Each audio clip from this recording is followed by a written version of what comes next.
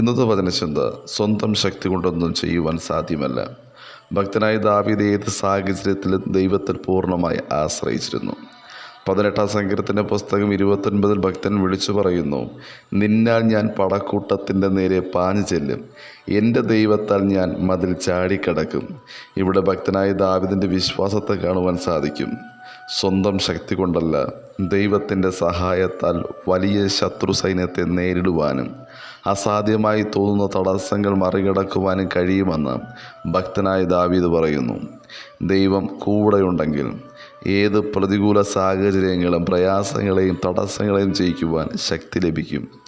നീരുറവയ്ക്ക് അരികിൽ നിൽക്കുന്ന വൃക്ഷത്തിനെ തൻ്റെ മുമ്പിൽ തടസ്സമായി വരുന്ന മതിലിൻ്റെ മേൽ തൻ്റെ കൊമ്പുകൾക്ക് പടരുവാൻ കഴിയും. നമ്മുടെ ജീവിതത്തിൽ മുന്നോട്ട് ചലിക്കുവാൻ കഴിയാതെ വണ്ണം തടസ്സമായി വരുന്ന ഏത് വിഷയത്തിന്മേലും പടരണമെങ്കിൽ ദൈവത്തോട് കൂടെ നിന്നാൽ മാത്രമേ കഴിയൂ. നീരുറവയ്ക്കരികിൽ നിന്നാൽ ഏത് വിഷയത്തെയും താങ്കളുടെ കീഴിൽ ആക്കുവാൻ ദൈവം സഹായിക്കും. യെശയ്യാപ്രവചന പുസ്തകം അവിടെ പറയുകയാണ്, എൻ്റെ വായിൽ നിന്ന് പുറപ്പെടുന്ന എൻ്റെ വചനമായിരിക്കും, അത് വെറുതെ എൻ്റെ അടുക്കലേക്ക് മടങ്ങി വരാതെ എനിക്ക് ഇഷ്ടമുള്ളത് നിവർത്തിക്കുകയും ഞാൻ അയച്ച കാര്യം സാധിപ്പിക്കുകയും ചെയ്യും. എന്തെന്നാൽ പൂവാടുന്നു, പുല്ല് പിടിക്കുന്നു, നമ്മുടെ ദൈവത്തിൻ്റെ വചനമോ എന്നേക്കും നിലനിൽക്കും. അയച്ച കാര്യം സാധിപ്പിക്കുകയും ചെയ്യും. ഐക്യതയോടെ ഒരുമനപ്പെട്ട ഏത് വിഷയവും യേശു ക്രിസ്തുവിൻ്റെ അടുക്കലേക്ക് ചുമന്നു കൊണ്ടുപോയാൽ ആ യാത്രയുടെ മുൻപിൽ തടസ്സമായി വരുന്ന മാനുഷിക മതിലുകൾ കണ്ട് പുറകോട്ട് ചലിക്കാതെ വിശ്വാസത്തോടു കൂടെ മുന്നോട്ട് ചലിച്ചു. അവർ ചുമന്നു കൊണ്ടുവന്ന വിഷയം ദൈവത്തിൻ്റെ മുമ്പിൽ ഇറക്കി വച്ചാൽ പിന്നെ തിരിച്ച് ആ വിഷയം ചുമക്കേണ്ടി വരികയില്ല. വിശ്വാസത്തോടുകൂടെ, ഐക്യതയോടുകൂടെ, ഓർമ്മയോടെ ഏത് വിഷയവും യേശുവിൻ്റെ മുമ്പിൽ വച്ചാൽ ആ വിഷയത്തെ ദൈവം ചലിപ്പിക്കും. ഭക്തനായ മോശ വിളിച്ചു പറയും, എൻ്റെ ജീവിതത്തിൽ മരുഭൂമിയുടെ അവസ്ഥ വന്നു, നന്നായി. എന്തെന്നാൽ കൊട്ടാരത്തിൽ താമസിച്ചപ്പോഴല്ല ഞാൻ ദൈവത്തിൻ്റെ ശബ്ദം, ദൈവത്തിൻ്റെ പ്രവൃത്തി കണ്ടത്, മരുഭൂമിയിൽ ചെന്നപ്പോഴായിരുന്നു. വചനം ശ്രവിക്കുന്ന സഹോദര സഹോദരി, മരുഭൂമിയുടെ അനുഭവങ്ങൾ ജീവിതത്തിൽ കടന്നു വരും. മരുഭൂമി താങ്കളെ തകർക്കുന്ന ഇടമല്ല, പണിയുന്ന ഇടമാണ്. നിയോഗം കൈമാറുന്ന ഇടമത്രേ. അതിനപ്പുറം നമ്മുടെ മരുഭൂമിയെ ദൈവം മലർവാടിയാക്കി മാറ്റും, ഉദ്യാനമാക്കി മാറ്റും.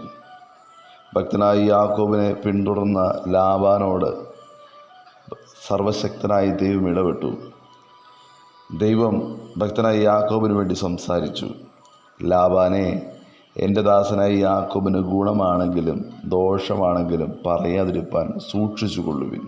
ഭക്തനായ യാക്കോബിനെ പിടിക്കുവാനും അടിമയാക്കുവാനും ഒക്കെയും പദ്ധതിയിട്ട ലാബാനെ കൊണ്ട് തന്നെ അവനെ അനുഗ്രഹിച്ചു വിട്ടുവെങ്കിൽ ദൈവത്തിൻ്റെ ശബ്ദം കേട്ട് ചലിക്കുന്ന ഭക്തനെ പിടിക്കുവാൻ, പിന്തുടരുവാൻ ഒരു ശത്രുവിനെയും ദൈവം അനുവദിക്കുകയില്ല. കാവലായി, പരിചയമായി, കോട്ടയായി ദൈവം ഏത് മേഖലകളിലും കൂടെയുണ്ടാകും. ഏത് ശത്രുക്കൾ പിന്തുടർന്നാലും ദൈവത്തിൻ്റെ അനുഗ്രഹം താങ്കളുടെ കൂടെയുണ്ട്.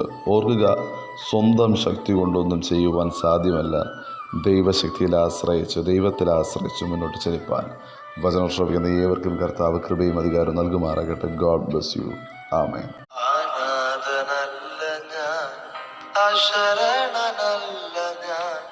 അവകാശിയാണു ഞാൻ, പരദേശിയാണു ഞാൻ. അത്യുന്നതൻ തൻ തിരുമാർവിൽ നിത്യവും ചാരിടും ഞാൻ എത്ര ബോധമാ. അനാഥനല്ല ഞാൻ, അശരണനല്ല ഞാൻ, അവകാശിയാണു ഞാൻ, പരദേശിയാണു ഞാൻ. അത്യുന്നതൻ തൻ തിരുമാർവിൽ നിത്യവും